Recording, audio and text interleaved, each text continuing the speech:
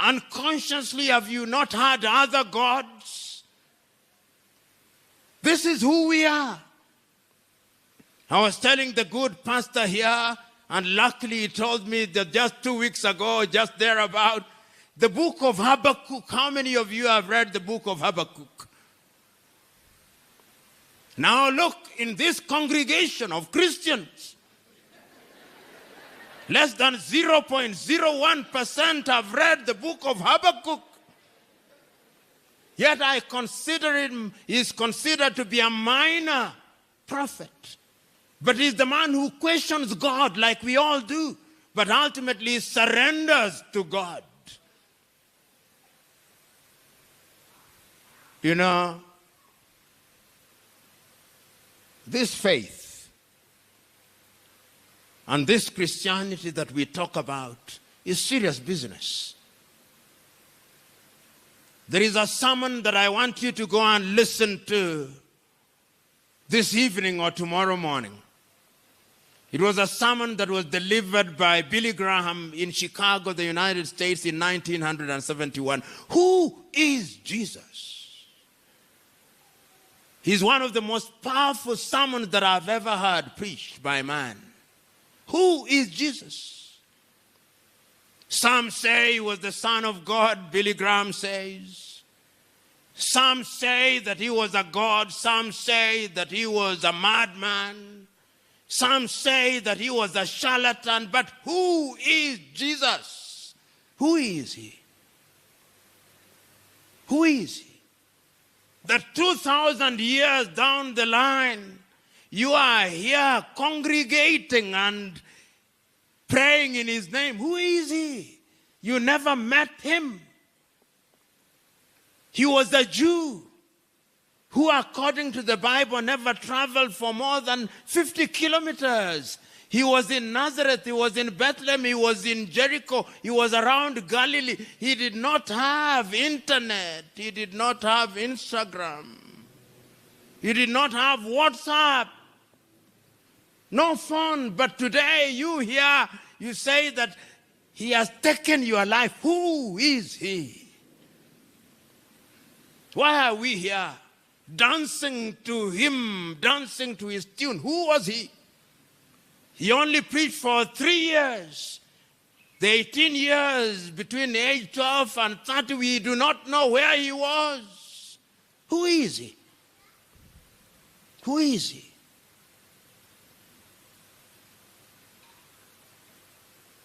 Who is he? He's mysterious.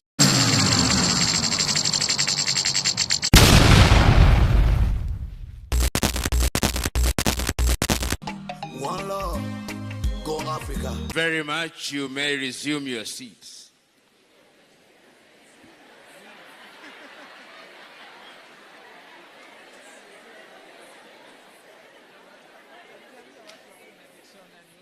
So let me say that I'm glad to be in this congregation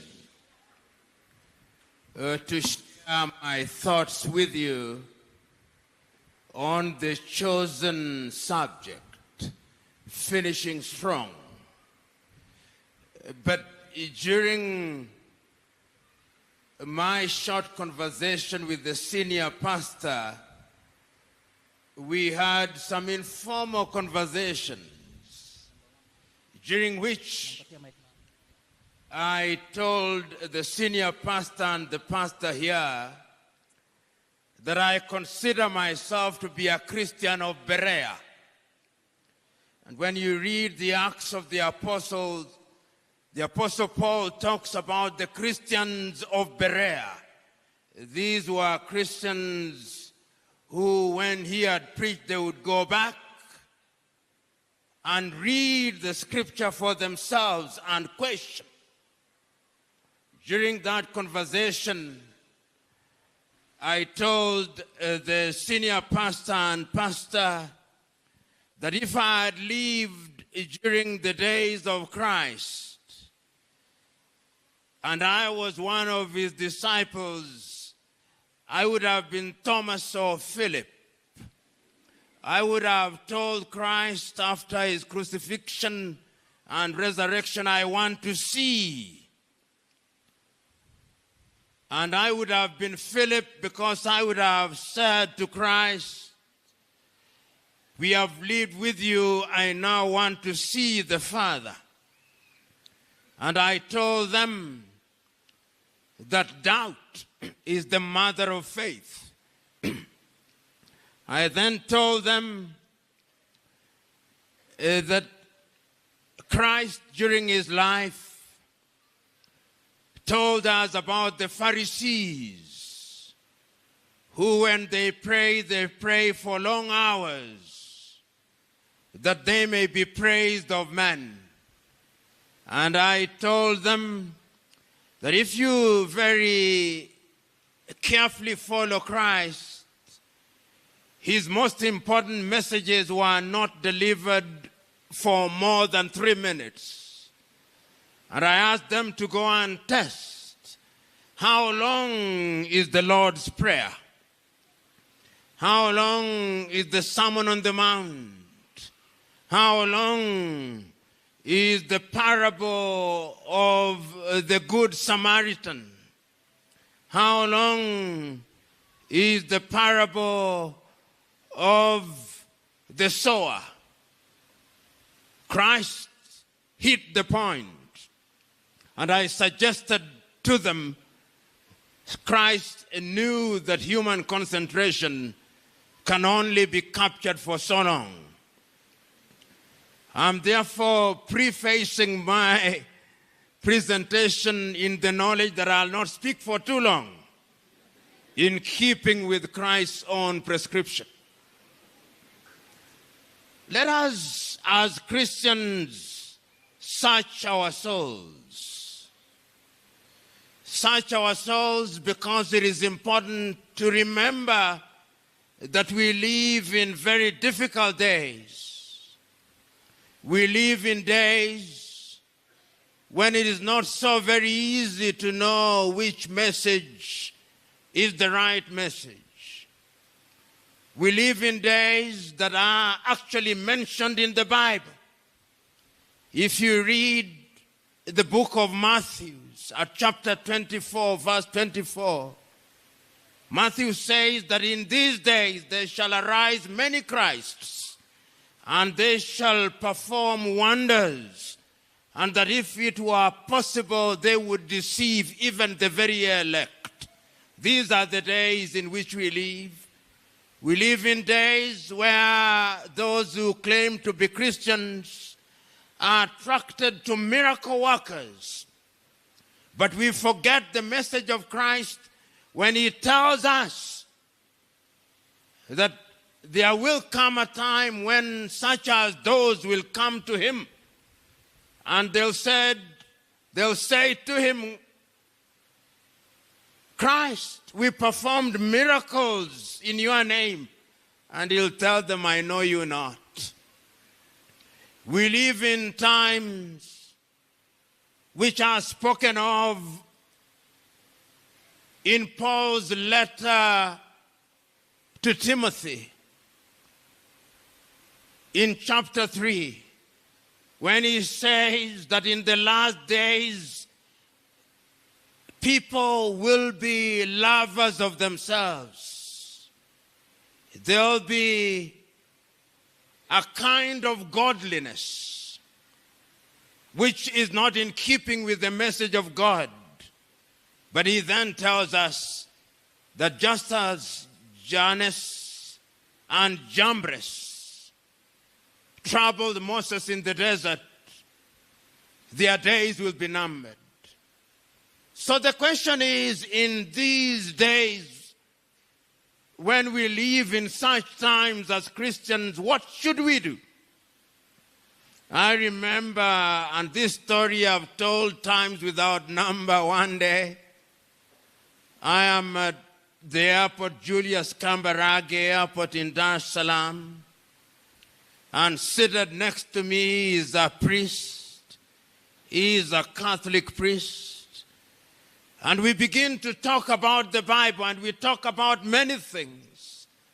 We talk about St. Augustine's of Hippo, and the dogma of the original sin.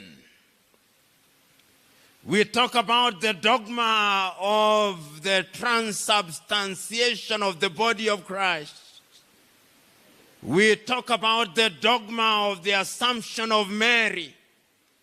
And as we are about to embark on our journey, he tells me something which I consider to be very powerful. And he says in Kiswahili, Mungu hawaiti wanaostahili, anawastahilisha anaowaita. And I find that very powerful. God makes worthy those whom he calls. He does not call the worthy. And when today, therefore, we talk about finishing strong, we've got to look at the Bible and ask ourselves what it is that is divinely ordained. You know, I imagine to myself, when the hosts of heaven are sitting up there and they make this decision after they have created everything, and the book of Genesis says that the world was void and without form. And then they make the decision that they will create man in their own image. And Adam is created in God's own image. And the Jewish word for the soil is Adamah, from which the name Adam is then derived. And when you read the Bible, some theologians, and there is no shortage of them this evening, actually say that if you read the first segment of creation, he says we created them in our own image. And when you read the Talmud, it is suggested that in fact, and this is in Christian tradition almost blasphemous and heretical, that Adam's first wife was Lilith. And then it goes to the second level of creation, and it says that God saw that it was not good for Adam to be alone. And it is then that Eve is taken out of his flesh, and he says, woman, out of my flesh. They start well. They started very well. They worship God very well. But they did not finish well. And because they did not finish well, that is why we are suffering today. Even the heavens have never been happy because they did not finish well. God had to send his son, who was humiliated and persecuted and crucified because Adam and Eve started well but did not finish well. And if you read the story again and you meet Abraham. Abraham was a worshiper of many gods. He lived in Ur of the Chaldeans, which is modern day Iraq. And he was called by God, being a worshiper of many gods.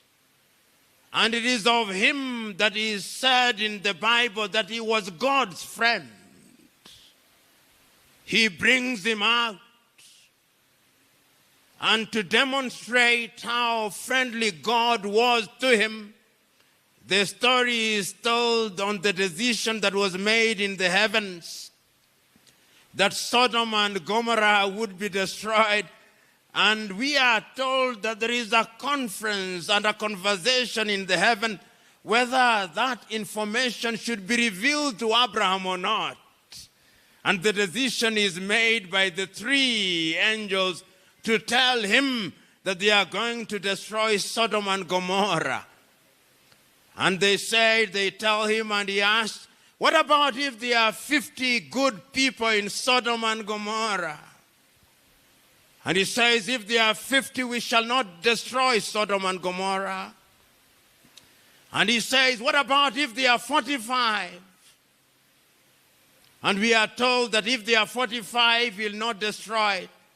And he proceeds and says, what about if there are 20 and 10? Ultimately, Sodom and Gomorrah is destroyed. Abraham started poorly but ended well. So that when you read the Bible, we now say that we are the ancestors, you Christians, of Abraham because he finished well. You know, and you can go on. And you look at the story of Noah and move pretty quickly and go to the story of Moses. I do not know which movies you watch, but I would commend to you to watch Cecil B. DeMille's movie made in 1956, The Ten Commandments. And there are many movies, The Ten Commandments, but these I commend, with Charlton Heston as Moses, with John Derek as Joshua, and Yul Brynner as Ramesses. It is a great movie. And it tells you and dramatizes the story of Moses. How does Moses begin? He begins at a time when a decree has been given by the Pharaoh that all the children of Israel must be destroyed. But by divine intervention, Moses is rescued. And he lives in the palace of the Pharaoh. And if you look at the dramatization, he is brought up as a child of the Pharaoh, although he is the sister's son. Then he kills a Jew according to the dramatization, and goes through the desert and lives in the house of Jethro, where he meets his wife Sephora, or Zipporah, as we sometimes say. And when you read that story in the dramatization, on the day that he meets God, he goes to the mountain of the Lord and there is a burning bush. And of course, he doubts. And when he is sent out, he says that I am not of a fleeting tongue. And God tells him, you are Aaron, thy brother, shall speak for you. And it is something that I love when they dramatize. He then goes back to the Pharaoh and tells the Pharaoh, thus saith the Lord, let my people go. And they are tested. 10 miracles. And ultimately they leave. And in that dramatization, one of the most interesting things is when the Pharaoh, after the 10th miracle, the Israelites are about to cross the Red Sea, and he sends his hosts to go and attack them. And Nefertiti, who is the Pharaoh's wife, tells him to go back. And of course, the story is known. When he comes back, the Egyptian hosts have been drowned. And he comes back, and Nefertiti asked him, where is Moses? And Ramesses Yul Brynner plays a wonderful role there. He says of Moses, his God is God. And then he crosses the Red Sea and goes to the mountain of the Lord and receives the 10 commandments. And as he is up there for 40 days and 40 nights, the sons of Korah, Jannes and Jambres, persuade Aaron and Miriam to make an image of gold. And they worship it. And when he is coming down, he hears some noise, and in the dramatization, there is Joshua with him. And Joshua tells him there is noise down there, and suggests to him that they may have been attacked. And Moses says, no, those are the voices of joy and revelry. The people have sinned against God. And he holds the two tablets, and in the dramatization, he says, those who are with the Lord, come to me. And those who are against the Lord and cannot live by the law shall die by the law. Moses started poorly and finished well. And that is why he is celebrated as a great man. The story is not how you begin, but how you end. And if you ever doubt me this evening, go and read the book of Ecclesiastes at chapter 7, verse 8, where it is recorded that the beginning, the end of a thing is better than its beginning. And that is what we must always remind ourselves. You must begin. When we are awarding people for races, we do not praise them because they started well. We praise them because they finished well. And the story of the Bible is about how you finish, not how you begin. And you read the Bible throughout, and you Christians of Berea must read the Bible. You know, when I read the Bible, and I look at some of the incidents in the Bible, which one of them is recorded in the second book of Samuel. And this is a story that you know. It's a story where Nathan visits David. And he has a story to tell David the king. And he tells a story, he tells David, you know, there was a kingdom where there was a rich man with many cows and goats and all those things. And in that kingdom there was also a poor man who had an ewe of a lamb which he kept as if it was his daughter. Then one day there was a visitor in that kingdom, and this rich man took the ewe of a lamb of the poor man and slaughtered it. And then David says, if there is such a man in my kingdom, he shall be punished. And then Nathan says, oh king, that man is you. It is you who has taken the wife of Uriah the Hittite and caused him to be killed by the sword of the Ammonites. The sword shall never leave your house. But even before that, he says that if you had wanted anything, I'm the one who delivered you from Saul.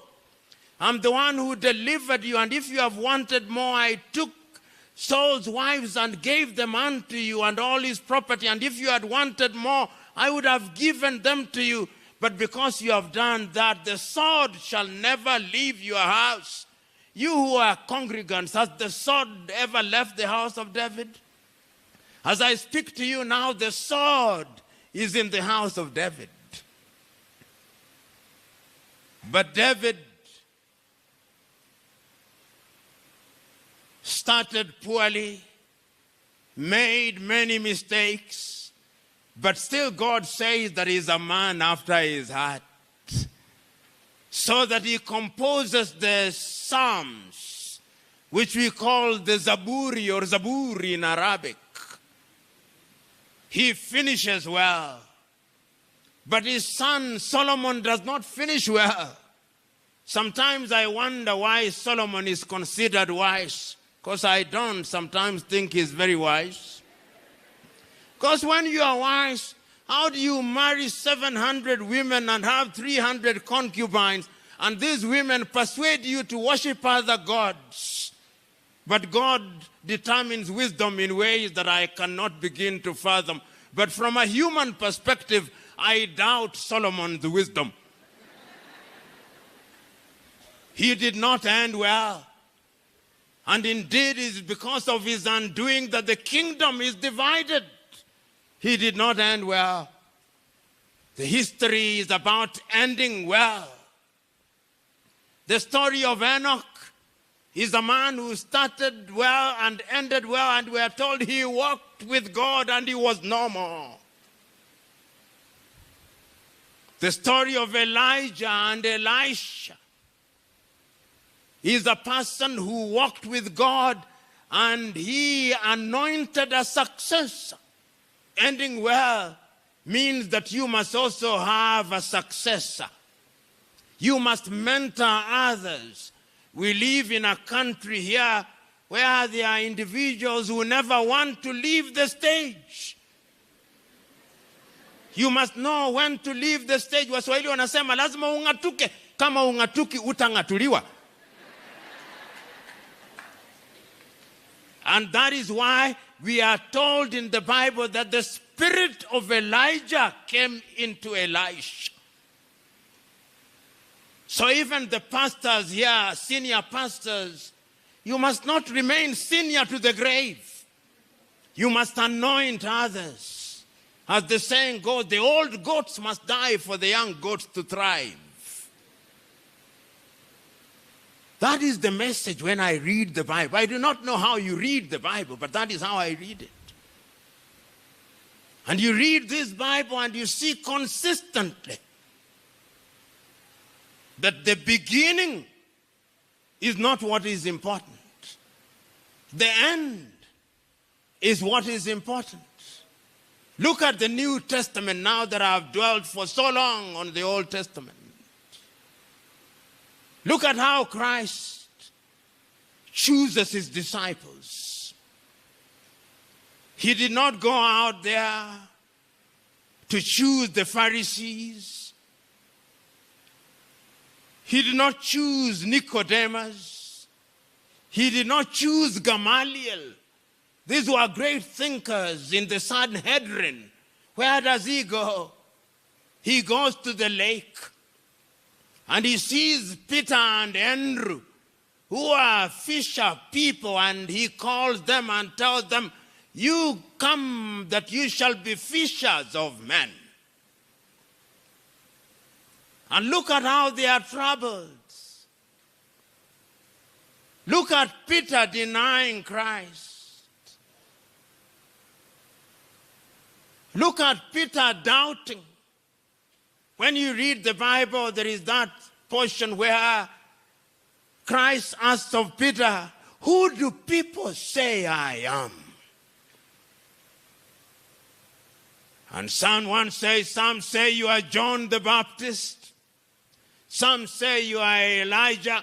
And then, but who do you say that I am? And he says, you are the Son of God. And he tells him, Peter, that information has not come from you. It has been revealed to you by God. In other words, we are being told, as Christians, that you must relegate your human wisdom and let God dominate your thought processes. Then you get the right message. So this Peter, who denies Christ, even when he was forewarned and therefore should have been forearmed, what happens? He denies him, but he repents. And it is about him that Christ says, Simon Bar-Jonah, upon this rock I shall build my church. It is not in the Bible, but Christian tradition says that Peter then went to Rome, and when he died by crucifixion, he said he should be crucified upside down, because he could not be crucified in the same manner that Christ was crucified. He started poorly and ended well. Even the gate that you, ladies and gentlemen, want to pass through when you go to heaven, I'm told that he is the one who will be there. You had better remember him fondly and speak about him fondly. Otherwise, you will not see the great white throne. He started poorly and ended well. Then there is another one who started well and ended poorly, Judas the Iscariot. Started very well, on an equal footing with everybody else. But where does he end? 30 pieces of silver. He repents. Then he hangs himself. And today, how do we remember him? When you talk of a person who has betrayed you, say he's a Judas. He has given the English language and human vocabulary a word because he ended poorly. You must always ask yourself, how do you end? And you know, when you look at the Bible, when Christ was crucified, many of those disciples thought that Christ had come with a kingdom. That is why the mother of the two sons of Zebedee, when she approaches Christ, says, let my two sons, one to sit on your left and one to sit on your right. And what does Christ say? As to who sits on my left and who sits on my right is not me to say, it is for my Father in heaven. They thought so. That when they came, if you are to contemporize it, they would be cabinet ministers with protruding stomachs and cars with sirens. That is what they thought. But what does Christ say to them? That the kingdom that I am come for is not this kingdom. It is upstairs. Do you Christians who are here, do you think of it in that manner? And when Christ dies, you know, those individuals, they are disappointed. It's the women who go to the tomb. They are not even there. It's Joseph of Arimathea who donates a tomb. All his 12 disciples are gone. It's the women who go there. Mary Magdalene. They are not there. They are doubting. Thomas is saying, show me. The others have gone back fishing. They are fishing. Peter is fishing. Andrew is fishing. All of them. And then an incident occurs. The journey to Emmaus. And then they are on the day of the Pentecost. These little cowards. They were cowards. Like the Twi in Ghana say, when you run after a coward for too long, you'll meet his courage. So they go there, and there is the day of the Pentecost, and they speak in tongues, and suddenly these cowards become courageous, and the world has never been the same again. It is because of cowards turned into courageous men that you are assembled here. What happened to them? They started poorly and finished well. And if you read Christian tradition, of all the 12 disciples, all of them were martyred. All of them. Except John the Revelator, whom we are told was boiled in oil in Patmos and survived. So when you follow Christ, there is now new theology in the world which is heretical, where we treat the church of God as if it were a casino, that when you pay tithe and offerings, then all blessings will be poured upon you. That is not the message of Christ. When you carry the message and the cross of Christ, from that day you are targeted by the devil and your lot is suffering, but for the intervention of God. And that is why Christ says, many are called, but few are chosen. You remember the story of the rich man, a young rich man. He comes to Christ and he says, all the laws of Moses, I have followed them. And Christ tells him, yes, I know. But now I want you to do one little thing. Go yonder and sell all the things and follow me. And then the young man walks away dejected, and Christ now turns to the crowd and tells them that it shall be easier for a camel to go through the eye of a needle than for a rich man to get into the kingdom of heaven. Christ is not condemning riches, no. He's simply saying that don't allow riches to be your God, because it is vanity of vanities. How do you start? This is the question. This man, whom you call Paul of Tarsus, was a great man. He learned under the feet of some of the greatest thinkers of the day. Gamaliel. Gamaliel in modern days was a professor of law, of theology. And it is under his feet that Paul learned. And what did Paul do? He persecuted Christians. He killed them. The first martyr in Christendom is Saint Stephen. It is Paul who presided over his martyrdom. It is this same Paul who on his journey to Damascus meets Christ. And after that, this man who was called Saul becomes Paul. And you are here are courtesy of him. The Christianity, the Christian version that you talk about is courtesy of Paul. It is Paul who goes into the land of the Gentiles. It is Paul who for the first time his followers in Antioch are called Christians, the followers of Christos in Antioch. So you are Christians because of Paul, the killer of the followers of Christ. It is this Paul who writes letters to Timothy, to the Galatians, to the Colossians, to the Ephesians, to the Romans. He started poorly but ended well. You are here today. Are you Christians? Do you claim to be Christians? Many of you here are baptized, are you not?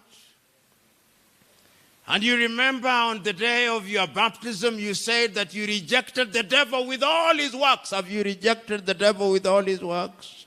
By deed or thought? Since morning, how many commandments have you disobeyed? Have you not coveted somebody's dress? Somebody's wife or husband? Have you not?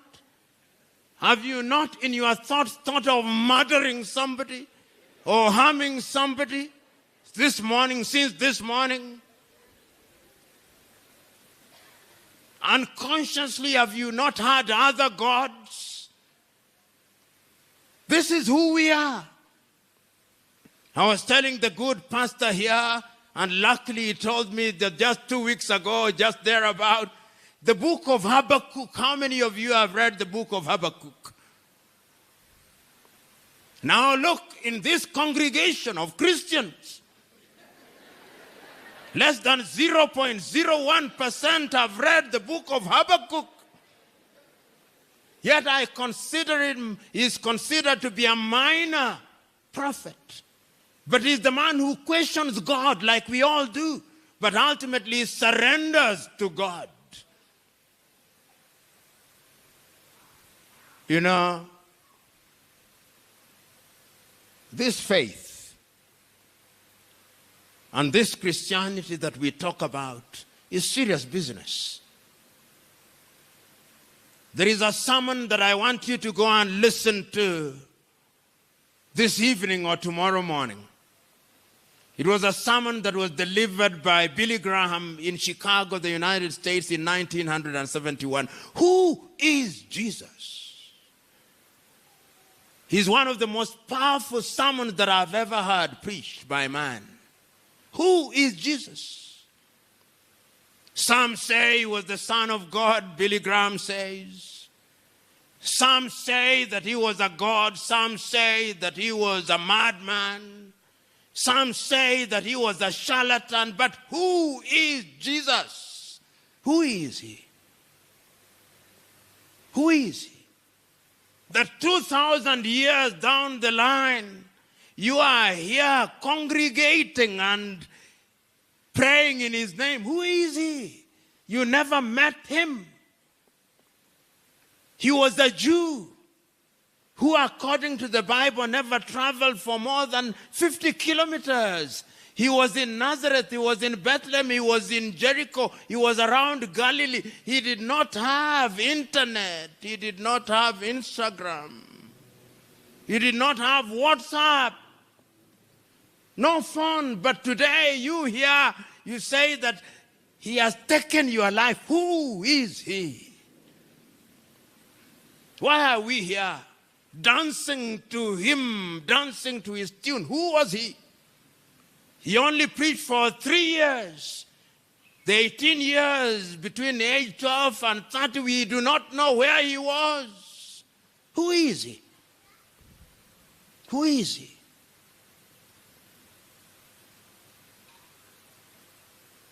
Who is he? He's mysterious. Because God must be mysterious. You know, one of the things in the Bible that strikes me the most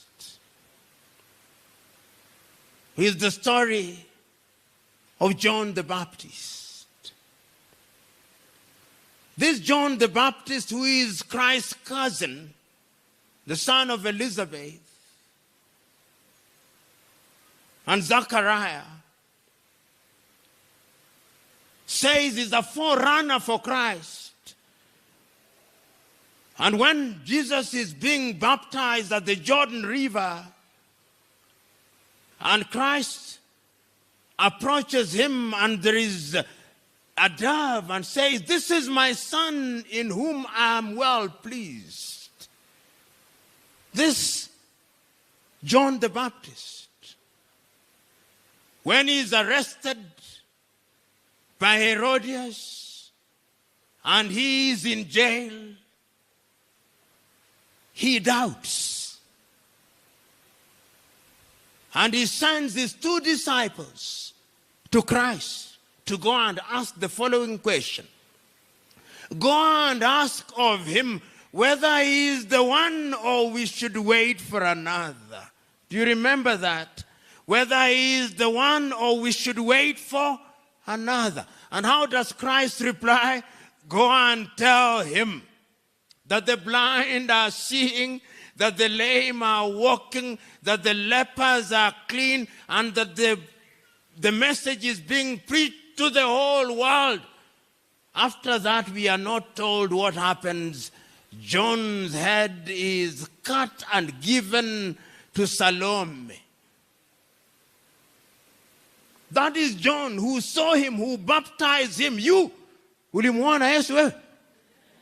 Si unasimuliwa tu. Yet he tells us by faith. He tells us, you who say, somebody says, good man, he says, why do you call me good? It is only God in heaven that is good. You remember the story of that lady who is an adulterer, an adulteress? They come and say, according to the law of Moses, she should be stoned. And Christ is writing and says, yes, those of you who are without, he amongst you who is without sin, cast the first stone. And he's looking down. And after a while he raises his head and they have all gone. And he asks the lady, where are your accusers? Go forth and sin no more. Go forth and sin no more. That message is preached to us on a daily basis, weekly basis, the good pastor says, go and sin no more. But we sin. In our country particularly, we sin. Greed is our creed. We go to the offices and we ask for bribes. In our unguarded moments in this country, we judge people on the basis of their tribe. Yet Christ says there are no Jews, no Gentiles. How are you finishing? You are here. How do you intend to finish the journey? Are you a Sunday Christian who repeats the words of the Lord's Prayer and the Nicene Creed and the prayer of St. Chrysostom as if you are a robot? Do you internalize the message? When you read the Beatitudes, blessed are the poor, do you internalize? Are you Christians who will be judged by their fruits? Because your fruits is what tells you who you are. A mango will only beget a mango, an orange only an orange. So today, I do not want to be like the Pharisees of old, who speak for too long. I want to be in keeping with Christ himself. That the message is, how do you finish? And we live in difficult and dangerous times where we must have a discerning spirit. When I'm traveling to Nakuru, I count the number of churches, church buildings. They have even run short of names now. Helicopter or something. When you travel to Nigeria in Africa, I call it the Jesus industry. They have converted Jesus into an industry for extortion through intimidation of people. That is not the Church of Christ. That is how I understand Christ's message, that many are called, but few are chosen. That is how I understand Paul's letter to Timothy, that in the last day there shall be forms of Christianity, and there are those forms of Christianity. They have made prediction. The Millerites said that the world would end in 1844. It did not. Why were they saying it? Yet the Christ himself says, of the last days, not even the sun knows. Is hidden even to the sun. And he warns us, yet we are tunaambiwa hatuambiliki. Tunaambiwa hatuambiliki. Tunaonywa hivi ya kwamba siku za mwisho wataibuka watu tu, watafanya miujiza, watajiita Kristo, na hata watawahadaa na kuwadanganya wale ambao wameteuliwa. Lakini bado tumepumbazwa hivi. Tumepumbazwa tu. Tumekuwa ni wapumbavu. Na kuna tofauti ya upumbavu na ujinga. Mjinga akielezwa ataerevuka, anaweza kuerevushwa. Lakini mpumbavu amepumbaa. Upumbavu ni kama ufupi na urefu, alivyosema Mwalimu Nyerere. Mjinga akipata ujumbe mwafaka anaerevuka. Sasa ule ujinga umetoka, lakini mpumbavu hata ukimweleza haambiliki. Sasa tujiulize kama Wakristo. Ni vizuri nizungumze Kiswahili pia, kwa kuwa ndio lugha yetu na sisi tunajivunia ni lugha ya taifa, lakini hatuzungumze Kiswahili. Na kile ambacho nasema sasa kwa muhtasari tu, ya kwamba tuna jukumu kujiuliza, Ukristo wetu ni Ukristo wa aina gani? Kwa kuwa kuna Wakristo halisi na kuna Wakristo uchwara. Sasa Wakristo halisi ni wale ambao wanatenda vitendo ambavyo vinaambatana na maagizo ya Mwenyezi Mungu. Na Wakristo kama hao anawazungumzia kwa kina Mtakatifu Paulo, wanaoita Wakristo wa Berea. Tukisha sema vitu ambavyo nimevisema hapa, jukumu lako kama Mkristo wa Berea ni kwenda nyumbani na kuhoji kwa kuangalia katika Biblia ni vitu vipi vimeandikwa. Ukiona ya kwamba nimeropokwa kama chiriku aliyekunywa maji ya chooni, utavipuuza yale ambayo nimeyasema. Lakini ukiona ya kwamba vitu ambavyo navisema ni vitu ambavyo vinaambatana kulingana na Biblia, basi utavifuata. Sio kwa sababu ya mjumbe, lakini kwa sababu ya ujumbe. Usikatae ujumbe kwa sababu ya mjumbe. Mjumbe ni nani? Mjumbe ni nani? Binadamu tu, lakini ujumbe ina uzito peke yake. Kwa hivyo hata leo naomba hivi, msimwangalie mjumbe, mwangalie ujumbe wangu ni upi na inaambatana na kulandana na vitu ambavyo vimeandikwa katika Biblia. Hilo ndilo lengo letu na jukumu letu kama Wakristo halisi. Lakini kuna Wakristo uchwara hivi.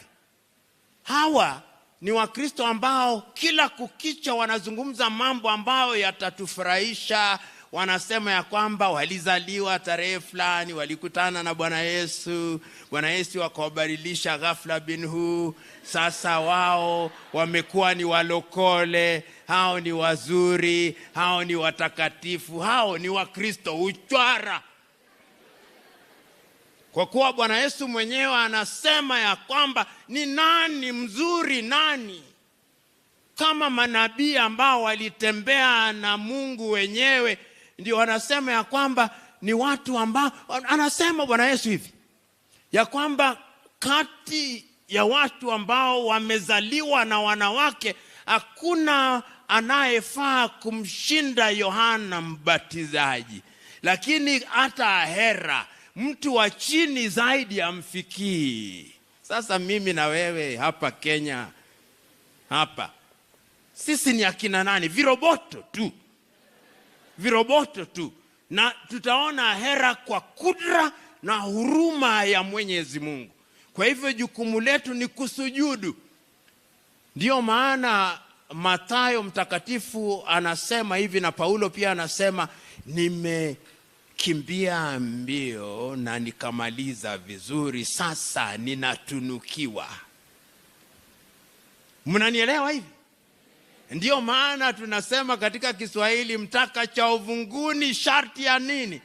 Sasa leo hii tumekuja na tunakwenda kanisani kuinama. Na wale ambao wanakuja kanisani, tofauti yetu na wale ambao waendi kanisani ya kwamba sisi ni wagonjwa na tunatambua sisi ni wagonjwa, kwa hivyo tunakuja hospitalini wa kiroho. Tusijifanye wazuri, sisi ni wagonjwa ndio tunakuja sasa. Na tukija hapa, Waswahili pia wanasema mgaa na upwa hali wali mkavu. Kwa hivyo tunagaa na upwa. Sasa malaika labda watatuhurumia, watasema hawa wanajaribu. Sasa katika ile nanio kujaribu, hizi ni zoezi, kile ambacho kwa Kiswahili kizuri kinaitwa uzoezi la utimamu. Natafuta neno la Kiingereza, preparedness. Tunakuwa katika zoezi la utimamu. Sasa tukiwa timamu, kukiwa na tatizo fulani, sasa tutakuwa tuko katika hali ya utayari. Mnanielewa? Ukiwa timamu unakuwa katika hali ya utayari. Na ukiwa katika hali ya utayari, basi Bwana Yesu akija na malaika wake, basi sisi ndio tutachukuliwa ghafla binhu. Na tuombe hivyo, kwa kuwa tunaambiwa ya kwamba mtakuwa katika uwanja. Hata kama hapa utaona mtu amekwenda, wewe amekwenda, wengine wamekwenda, wewe umebaki unaenda jehanamu. Kuna uwezekano hata hapa inawezekana hivyo. Kwa hivyo jiulize, uko katika hali ya utimamu, uko katika hali ya utayari? Na utayari huo, kitu ambacho kitakufanya uwe katika hali ya utayari ni kwamba kama ulianza vibaya unamaliza vizuri. Hata katika riadha, unaona kuna wengine ambao wanaanza vizuri tu, lakini wakifika kule mbele, sasa ni kama miguu wamevaa miguu ya ndovu hivi. hawasongi. Lakini wale ambao wanaanza vibaya lakini wanamaliza vizuri, ndio tunawashabikia na kuwashangilia. Kwa hivyo Wakristo wenzangu, tuna jukumu. Na jukumu letu kama Wakristo tuwe ni watu ambao tuna jukumu la kupambanua Ukristo. Usimwangalie huyu ndugu ambaye ni mchungaji, maisha yake ya uchungaji ni tofauti sana, lakini ujumbe wake itilie maanani. Mpuuze mjumbe lakini usipuuze ujumbe. Ndiyo maana namalizia kwa usemi huu wa Kiswahili, na kama ukuielewa nenda ukajiulize inasema nini. Kiswahili ni Kiswahili ambacho wasema Wakenya wakizungumzi mfumbo hii ninao wafumbia. Mlilala handingwa handingwa. Nasema pole pole, unaweza kuiandika. Mlilala handingwa handingwa, muwe macho haambiwi tule. Mlilala handingwa handingwa, muwe macho haambiwi tule. Kwa nikirahisisha maana ya kwamba ikiwa chakula kimeandaliwa, hakuna mtu ambaye atakwambia kimeandaliwa, utajionea mwenyewe na ushiriki. Lakini kuna maana ya undani. Mlilala handingwa handingwa, muwe macho haambiwi tule. Wakristo wenzangu, nitakoma hapo nikimaliza kusema ya kwamba ukianza vibaya, maliza vizuri na Mungu atakupa baraka tele. Asanteni sana.